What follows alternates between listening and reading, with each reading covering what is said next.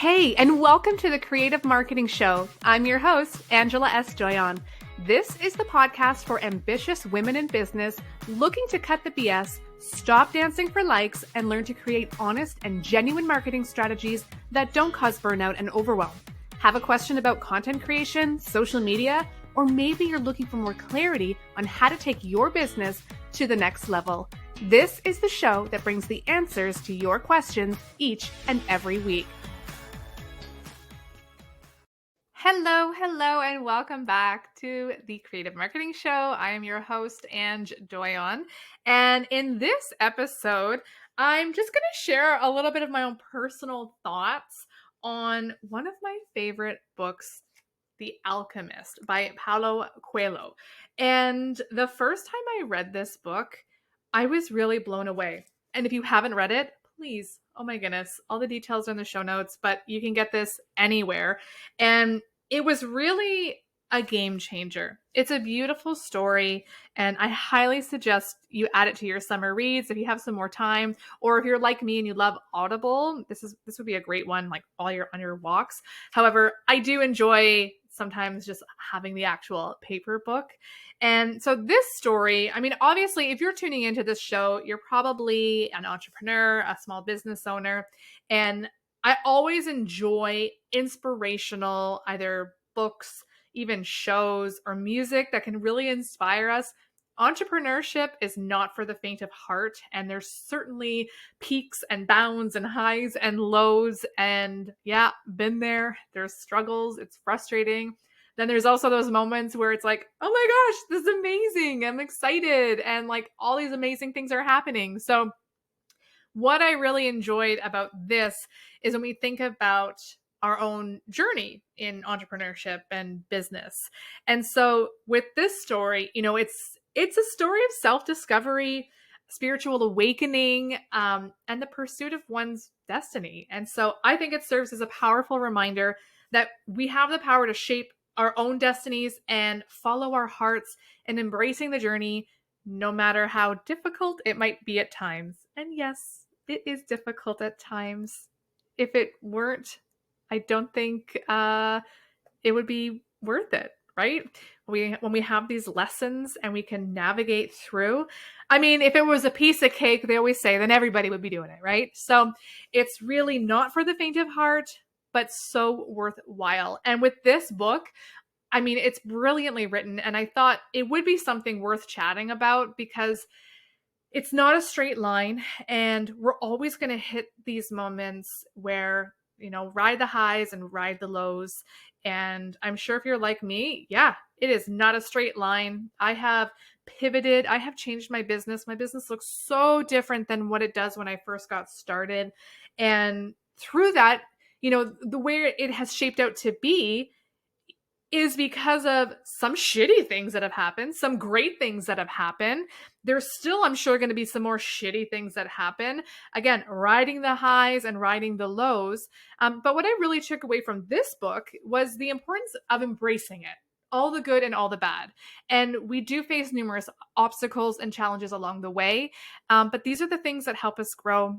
They are the lessons that come to us for a reason. And just like Santiago, the protagonist in this book, we need to embrace the ups and downs and view each challenge, each roadblock, maybe every no that we get or not for me, as an opportunity for our own growth, our business growth, and especially our personal growth. So I can look back over the years and can remember some of the most challenging times I faced in my business, whether it was lack of clients and bookings, not knowing when my next booking was coming from, things not working out with other colleagues or clients, having to pivot, or even just changing my mind. If you're like me, I find as creatives, we change our minds a lot. Or I also have looked at other opportunities where I'm like, I enjoyed that, but this doesn't feel like what I wanted to be doing forever. But I take this and I'm going to merge it with this and try that.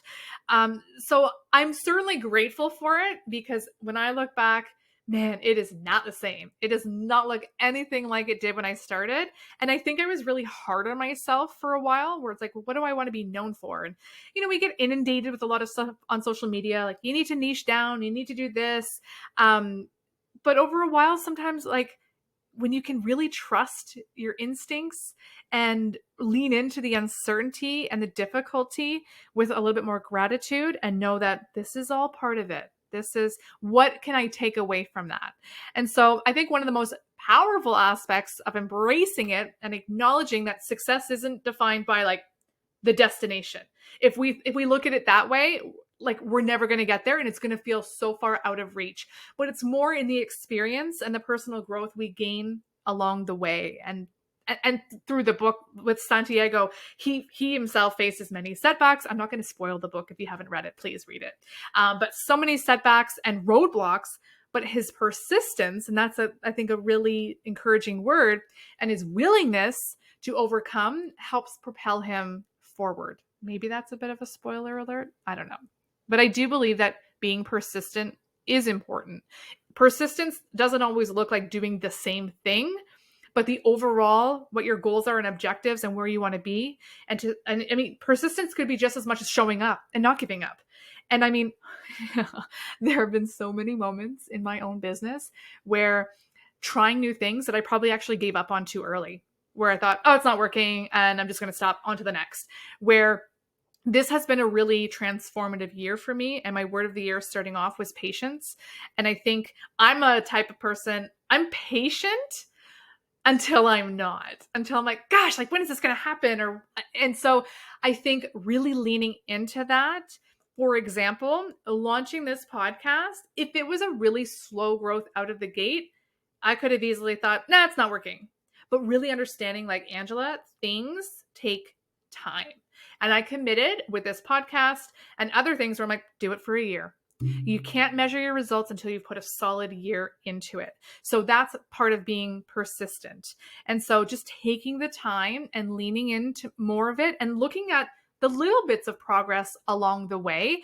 And then certainly looking back at where I started. When I look back, oh my goodness, 6-7 years ago, like really when I got into entrepreneurship, I'm a completely different person. And what I'm doing is different, but the wins, the little successes, and the big successes along the way, man, I'm really proud of myself. Am I exactly where I want to be?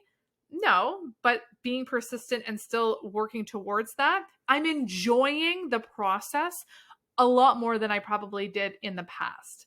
I look at gratitude and really lean into where can I celebrate, and even just the little things every day. Like, oh, I'm grateful that I get to work from home. That was always a dream of mine. And now I'm basically almost full-time working from home.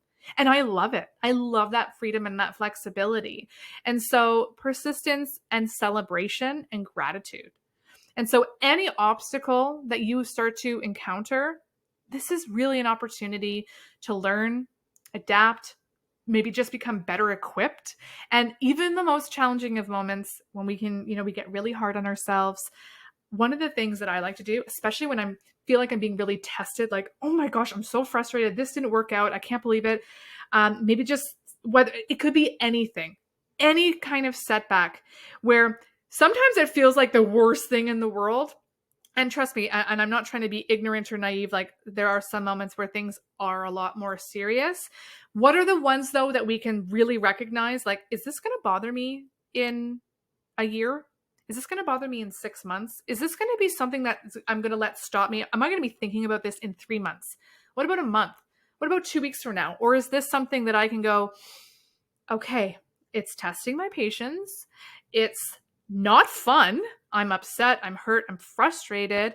But is this something I can work past? And is it going to bother me in 2 weeks from now, a month from now, 6 months from now, a year from now? That's just kind of, I don't know if you do this. That's what I do, where I think, you know what, in a year from now, like I know I won't even be thinking about this. So if I know that, then I'm not going to let it consume me for the next 3 months, a month, 4 weeks, 2 weeks, right now.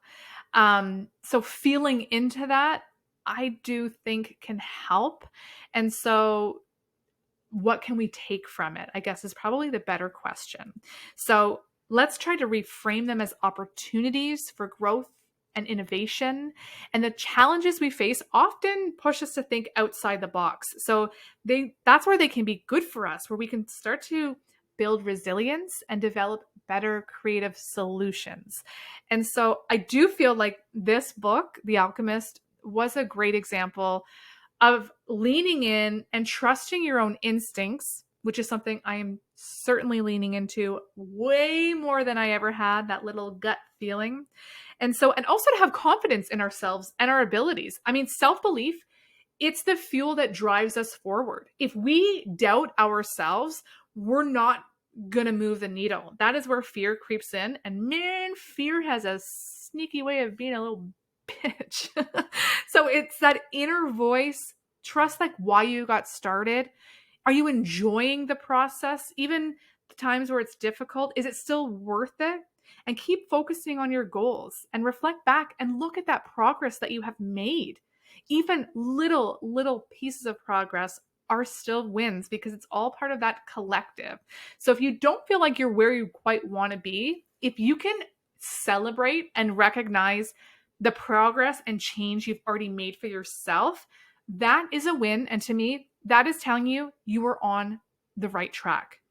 So if you needed to hear this today, I'm really glad that this found its way to you. And I am not sponsored by the author or the book, The Alchemist, but I just find, you know, I love this podcast and I love to be able to share my own thoughts and experiences, and I love this platform. I also love when people recommend a good book to me.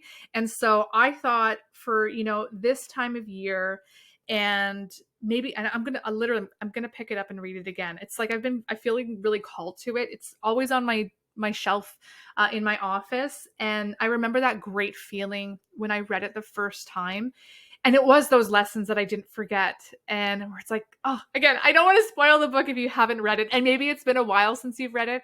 So go out and find The Alchemist by Paulo Coelho. You will not be disappointed. It just might be the little bit of inspiration you need to stay on your journey and enjoy the journey. And I will leave with that last thing. Sometimes we have to remind ourselves, when we're not at the destination, but like, life is about living in the moment and enjoying and embracing it. And I have to keep reminding myself, I'm guilty of it. Like, be grounded. Where am I right now? What can I be grateful for? In this moment right now, I'm looking around and I'm so grateful that I have the tools to be able to share this with you.